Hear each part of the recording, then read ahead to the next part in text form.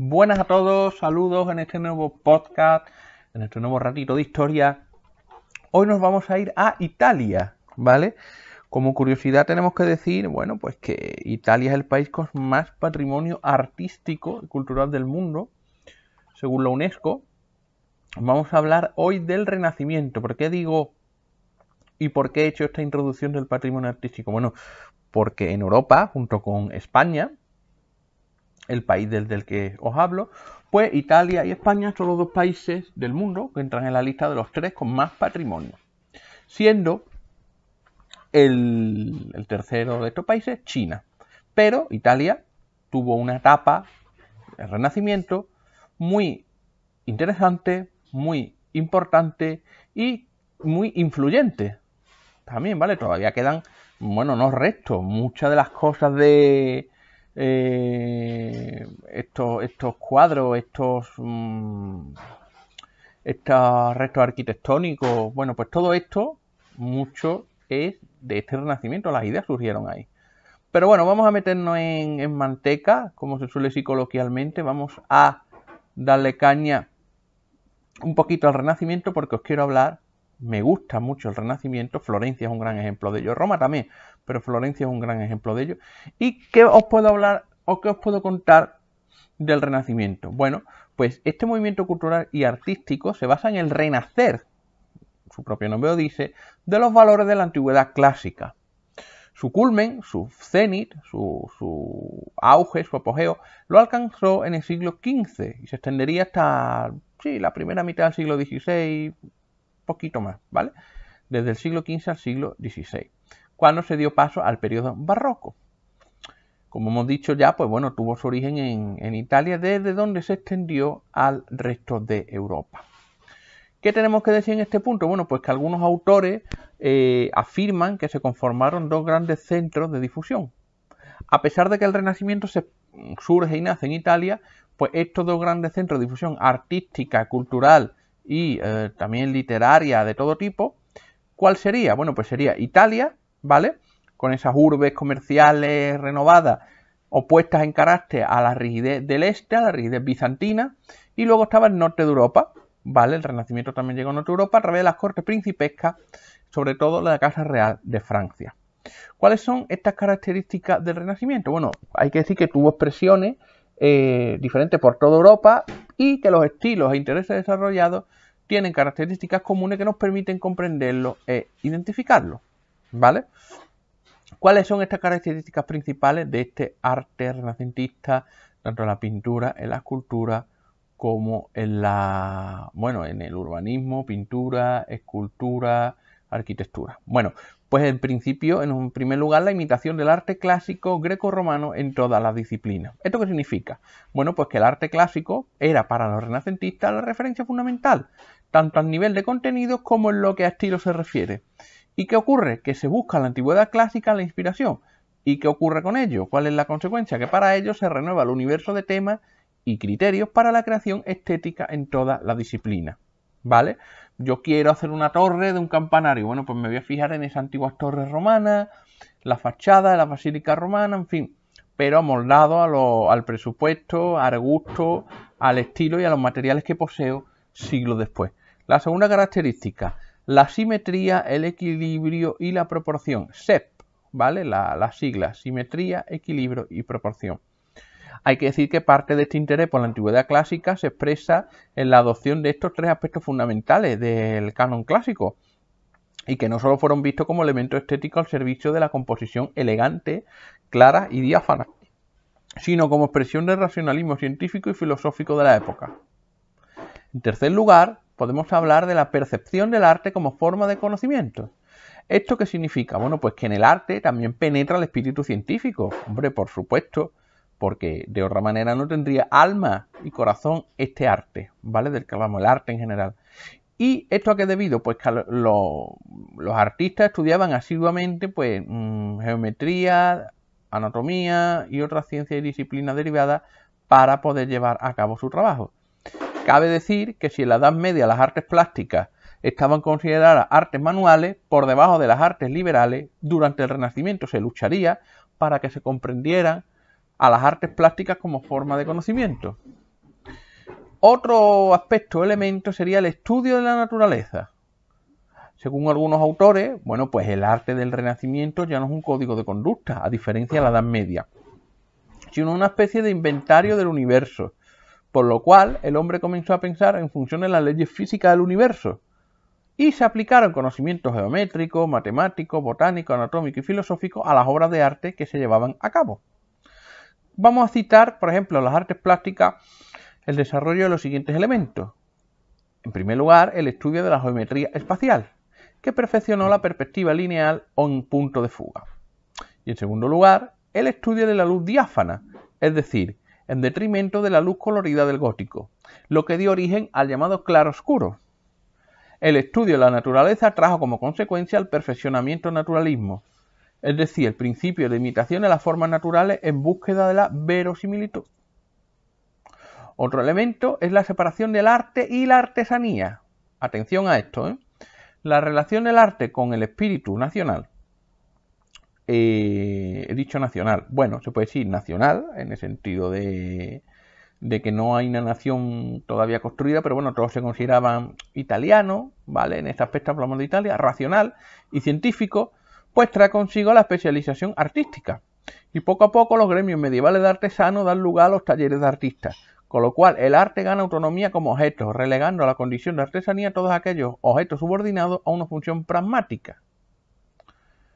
Otro elemento, otro aspecto a comentar es el cambio de la función social del arte. Ante los nuevos cambios, el tiempo, la época, las etapas y que, bueno, las cosas van avanzando, esto implica un refinamiento intelectual de los contenidos. El público se va reduciendo y el circuito especialista se ensancha, aun cuando el artista se sigue dirigiendo a todos. Esto significa que el arte se vuelve un objeto de distinción social y ya no solo un vehículo para la promoción de contenidos institucionales. Luego podemos hablar de los temas. ¿Qué temas se trata? Bueno, pues tenemos que tener en cuenta que si en la Edad Media el arte sacro era más valorado que el profano, en el Renacimiento se valora el arte en sí gracias al avance de la secularización, que abrió de manera considerable y sensible el abanico de temas. Se revalorizarán temas profanos, en este caso, como la mitología, los individuos, la historia y algunos temas religiosos secundarios. La muerte no solo se reflejó en la preocupación por el más allá medieval, sino que la mirada antropocéntrica de la inspiración grecolatina, que rescataba el placer, favoreció el interés por los tópicos, por ejemplo, tempus fugit, la fugacidad del tiempo, el tiempo pasa, colique virgo, corta las rosas, doncella, y carpe diem, aprovecha el día. En tema religioso sería de gran interés las Madonas con el niño, en sus diferentes variantes, las cuales respondían a la creatividad del artista y los deseos del cliente patrón. Luego tenemos los géneros, ¿vale? Otro de los elementos de los géneros. Y ya que en el Renacimiento aparecieron nuevos géneros gracias al espíritu pujante y secular de aquellos años. Y se continuaron desarrollando otros que provenían de la tradición antigua y medieval. En pintura, gracias a la aparición de la técnica de la pintura al óleo, aparece la pintura sobre lienzo. ¿Qué permite esto? El desarrollo de nuevos géneros. Destaca la creación de un importantísimo género como el retrato pictórico, individual. Asimismo, la escultura también se independiza definitivamente de la arquitectura. Florecen la escultura exenta y los monumentos públicos. Y por último, podemos hablar de la literatura, ya que la literatura en el Renacimiento posee una gran importancia para la modernidad. Por ejemplo, el ensayo, con Michel de Montaigne, que es el impulsor de este género. En la lírica se desarrollan los géneros mayores como la canción, el himno, la oda, la sátira o la elegía. Los géneros menores desarrollados son el madrigal, la letrilla y el epigrama. En el sector narrativo, el verso, ¿vale? Bueno, en el aspecto, podemos decirlo, en la zona, en lo que es la narrativa en verso, se practicará y se desarrollará géneros como la epopeya, el poema épico, el romance. Y dentro de la narrativa en prosa destacará el cuento, la leyenda, la fábula y en particular la novela en sus diferentes subgéneros, como por ejemplo la picaresca, la novela de caballería, la pastoril, la morisca y la bizantina. También se desarrolla por su parte el llamado arte dramático, que alcanzará a finales del Renacimiento una gran importancia. En el género musical, para terminar, el giro más importante supuso la aparición de la polifonía, gracias a la cual aparecieron géneros como el motete, el madrigal, la misa, el romance o el villancico. Y dentro de las formas instrumentales, pues por ejemplo la danza, la toccata, el preludio, etcétera. Este contexto histórico del Renacimiento, pues bueno, se puede identificar pues algunos autores para tener una fecha, porque siempre nos gusta hablar de fechas y de época. Al final de la peste negra en 1348, otros lo sitúan el origen del Renacimiento en 1453, cuando cae el bizantino, el imperio bizantino, cuando cae Bizancio, actual Estambul. Pero en cualquier caso no es de extrañar que el Renacimiento surgiría en la península itálica por los siguientes aspectos que veremos. Eso sí, siempre de manera paulatina. Tenemos que tener en cuenta que la Edad Media, pues bueno, domina el feudalismo, los diferentes reinos cerrados, por supuesto todos cristianos.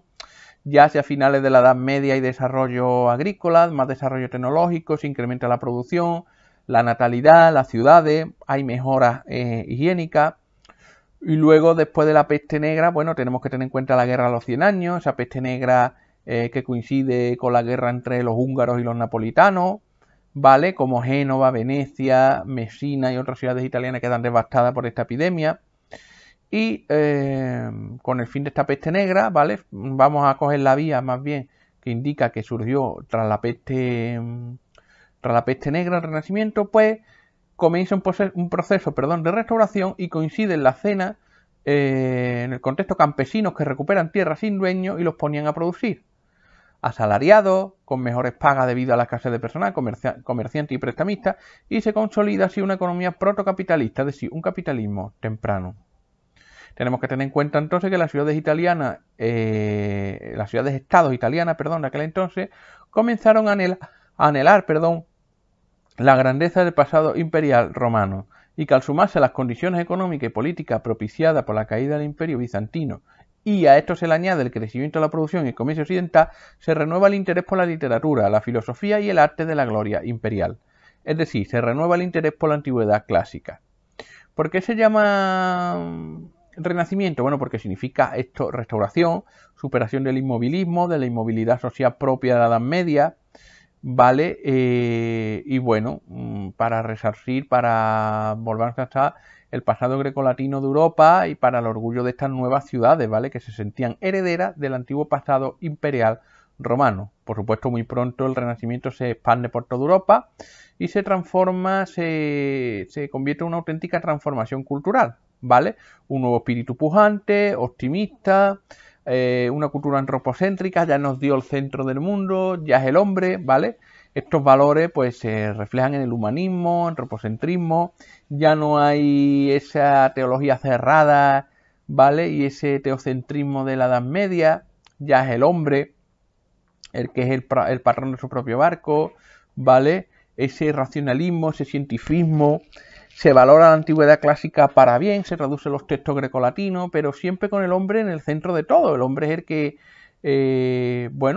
ya no está a merced del destino que le imputa ese clero medieval, sino que comprende la relatividad de la condición humana y sus propios límites, ¿vale? Luego aparece el llamado mecenazgo, los patrones que contratan artistas, ¿vale? Con gente que van teniendo más dinero, se seculariza el saber y la cultura, ya no es la Iglesia la principal promotora cultural de Occidente, ahora hay protección y promoción de las artes y de la ciencia, hay academia, hay patrono, ¿de acuerdo? Aparece el llamado gentilhombre, como por ejemplo Leonardo da Vinci, es un hombre que maneja diferentes áreas del saber, ya no es el típico cura que maneja, o el típico clérigo que maneja, que es el que sabe de todo, entre comillas, ya hay otros hombres seculares, no clérigos, que entienden estas artes, los inventos, ¿vale? Empiezan a surgir también los ejércitos, las transacciones con moneda, en fin, todo lo que digamos surgió en Roma, que en Roma ya existía, surge ahora también con el Renacimiento.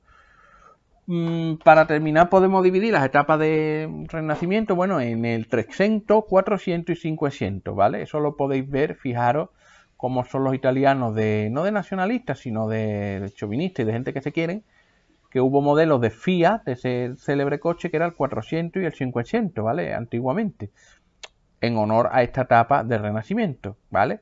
El 300, pues bueno, se refiere al siglo XIV, ¿vale? Es la transición al Renacimiento, sus inicios, ¿vale? se individualizan, los personajes, se diferencia la Edad Media en el que se pasa de Dios al hombre como centro todo, se presta mayor atención a la anatomía, en fin. Y Siena y Florencia son las dos grandes ciudades que desarrollan estas técnicas, estos valores. Luego está el 400, que yo creo que para mí es el apogeo, los años 1400, siglo XV, el pleno renacimiento. Florencia es la capital indiscutible de esta etapa, el medievalismo queda atrás y reaparece la mitología clásica. Se empieza a usar la matemática, la geometría, la anatomía, se desarrolla la pintura al óleo y la arquitectura vuelve al canon clásico griego, independizándose definitivamente la escultura de la arquitectura. Y ya al final, que es el 500, pues bueno, corresponde al año 1500, los años 1500, siglo XVI.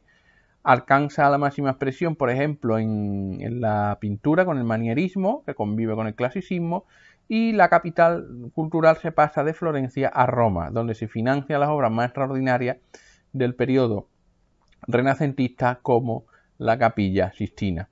Como añadido, en España, pues estas tres etapas se pueden corresponder al plateresco, al periodo greco-romano y al periodo herreriano, como por ejemplo el Ayuntamiento de Sevilla, el Palacio Carlos V de Granada, el Monasterio del Escorial en la ciudad de San Lorenzo del Escorial en Madrid, ¿vale?